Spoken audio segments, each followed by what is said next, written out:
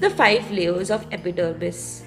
So we understood that the skin is divided into 3 layers. The upper layer is called the epidermis, then below epidermis you have the dermis, and below dermis you have the hypodermis or the subcutaneous layer.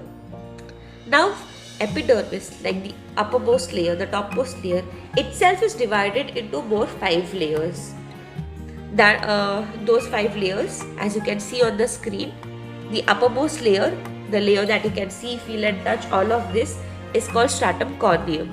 After stratum corneum, you have stratum lucidum. However, stratum lucidum you will only find in the palm of your hand and the sole of your feet. Apart from that, you won't find stratum lucidum anywhere else. In the other parts of the body, after stratum corneum, you will have stratum granulosum. So stratum corneum, then in some of the parts of the body you have stratum lucidum. If not, after stratum corneum you have stratum granulosum. After stratum granulosum you have stratum spinosum, and after stratum spinosum the last layer is called stratum basalli. So these are the 5 different layers of epidermis. Now let's see as to what exactly happens in this layer. So we all know that our skin, the epidermis, is made up of this cell called keratinocytes. It is in this layer that these keratinocyte cells are born, and they are founded in this layer. They grow basically in this layer. So what is the process as to how do the cells travel? Let's start with the basal layer, which is stratum basalli. In this layer is made up of only one single cells. Like if you see this layer, you will see that only one layer of single cells that are placed close to each other. These cells, they divide themselves into 2 different cells. Like one cell will divide itself into 2 different cells. Those 2 cells will divide itself into 4 different cells. This is how your cells also reproduce. This is also how your cells are made in your body. This process is called mitosis. mitosis. Mitosis is a process basically of the division of cell, and via this division of cells the new cells are formed. Now as and when new cells are formed, some of the cells this layer will keep for itself. Like the stratum basalli will keep some of the new cells for itself, so that those cells can now divide themselves and produce more new cells. But whatever the other cells are there, the most of the cells are then pushed upwards to the above layer called the stratum spinosum. So the new cells are formed in stratum basalli. Some cells are kept by stratum basalli for the regeneration purpose, while the other cells are pushed to stratum spinosum. Thus new cells are born over here in stratum basalli, and in stratum spinosum these cells grow. That means different kinds of proteins like keratin, hyalin, other different kinds of components that are found in the cell, they basically are produced in this particular layer.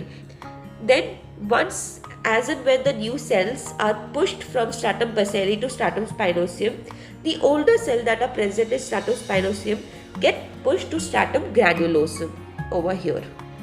In this layer, the cells die. That means the nucleus of the cell disappears, and whatever components are present within the cell, they all come out, like they all spill out of the cell, and that creates the layer. Those components creates the layer. Just because those components which have spilled out of the cell, they create some kind of a grainy look to the layer. They give some kind of a grainy look to this particular layer. Hence, it is called as stratum granulosum or the grainy layer. So again, new cells are formed in stratum basalli. Then some of the cells are pushed upwards to stratum spinosum. In this layer, proteins and fibers are formed. Then this cell is pushed upwards to stratum granulosum.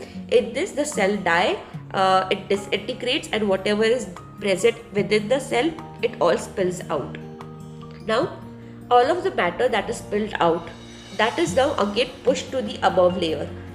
If it's in the sole of the hands, in the palm of the hands and sole of the feet, we have one more extra layer called stratum lucidum. It will be pushed over there in stratum lucidum. If not, in the rest part of the body, in the rest of the skin, it will be directly pushed to stratum corneum. Now, stratum corneum is made up of dead skin cells. We all learned that the new cells are formed in stratum basalli.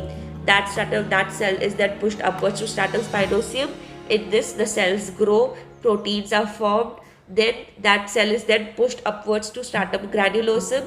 In this layer, that cells die, and whatever is present within the cell, it disintegrates, and whatever matter is left behind, that is pushed upwards to the uppermost layer, that is called the stratum corneum, and this layer is made up of dead skin cells. So this is the entire process of the life, the birth and the death of the keratinocyte cell. The cells are, and this entire process, right from taking birth at stratum basalli, the basal layer, till it is on to this stratum corneum, this entire process, this entire journey of the cell is called the process of keratinization or the process of cornification. Then after this, what happens is all these dead skin cells are exfoliated or removed. They basically shed off from the body. This process of shedding off the skin cells from the body is called the process of desquamation. DESQUAMATION. Desquamation. Thus, this is how the entire thing takes place within the epidermis.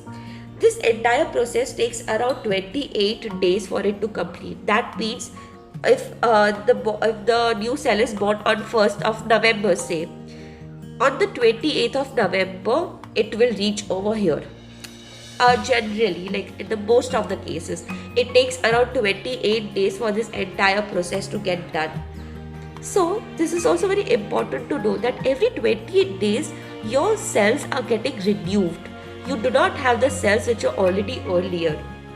Thus, when you're applying skincare products, chances are that you might be applying the skincare products to we anyway apply to the dead skin cells, but for it to show its effects, for it to work on your skin, it might take longer days, it might take weeks, around 28 days also as such, because of this entire process.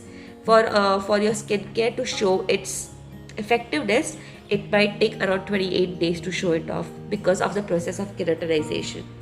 So this is the entire thing that happens as to how does the keratinocyte cell is born, and how does your stratum corneum has these dead skin cells. It's because of all these things that goes on within the epidermis. Now you must have also seen that there are 3 other different cells over here, like the Langerhans cells, the melanocytes and the Merkel cells. These are the 3 other different kinds of cells that are found in epidermis, which we shall be learning about them in the next episode. For now, this is the process of keratinization, and I hope you have understood. If you have any message, if you have any problem, any questions, please drop your question below, or let me know. I'll try to answer them as soon as possible. Thank you.